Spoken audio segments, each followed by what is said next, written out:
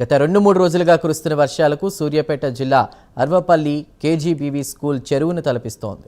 Ground నిండా నీరు చేరడంతో విద్యార్థులు రాకపోకలకు ఇబ్బంది పడుతున్నారు. స్కూల్లో వాటర్ నిల్వకుండా కూడా శాశ్వత పరిష్కారం చేయాలని పీడీఎస్యూ, బీసీ జేఏసీ నేతలు నిరసన తెలిపారు. వర్షం పడినప్పుడు విద్యార్థులు, ఉపాధ్యాయులు తీవ్ర ఇబ్బంది పడుతున్నారని అన్నారు. ఇక గ్రౌండ్ నిండా వాటర్ నిలవడంతో కలెక్టర్ తేజస్ నందలాల్ పవర్ స్కూల్ను పరిశీలించారు. ఇక స్కూల్లో నీరు చేరకుండా చూడాలని అధికారులను ఆదేశించారు.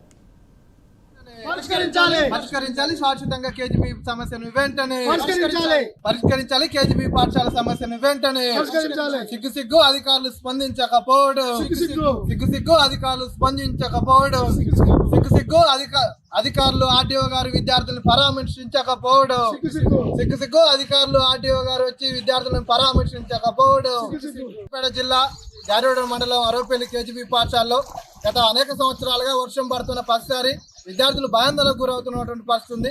ఇక్కడ కుంటలో ఈ పాఠశాలని కట్టిన తర్వాత ఈ పాఠశాల కూడా ఎప్పుడు కుంగిపోతుంది అనే ఒక భయాందోళన కూడా విద్యార్థుల్లో కనిపిస్తా ఉంది.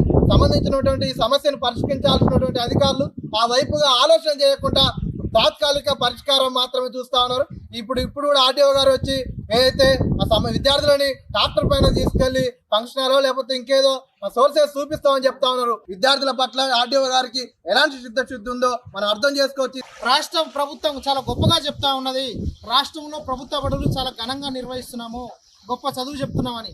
ఇలాంటి దుస్థితి చూసినప్పుడు ప్రభుత్వం మీద ప్రజలకు నమ్మకం పోయి ప్రభుత్వ బడుల మీద నమ్మకం కోల్పోయే పరిస్థితి ఏర్పడతా ఉన్నది మీరు చేసే పనులకి. గతంలో డిఎస్పీ రవి గారు ఉన్నప్పుడు మరియు ఆర్టీఓ గారు ఇలాంటి దుస్థితి ఏర్పడ్డప్పుడు ఈ గ్రామ పంచాయతీలో ఈ పాఠశాల సమస్య కాదు, అక్కడ ఉన్నటువంటి ఇక్కడ నుండి 100 మీటర్ల దూరంలో ఉన్నటువంటి ఒక 50 ఇళ్ళు మునగడం జరుగుతూ ఉన్నది. అక్కడ ఉన్నటువంటి డ్రైనేజ్ సిస్టమ్ సరిగా లేదు. అదే మీ విద్యార్థులు కానీ మీ పిల్లలు కానీ ఇలాంటి దుస్థితి మీరు ఒకసారి ఆలోచించండి. ఇంత దౌర్భాగ్యమైన పరిస్థితుల్లో అరవపల్లిలో ఉన్నటువంటి కేజీబీ పాఠశాల ఉన్నది అనేది దీనికి వెంటనే అధికారులు స్పందించి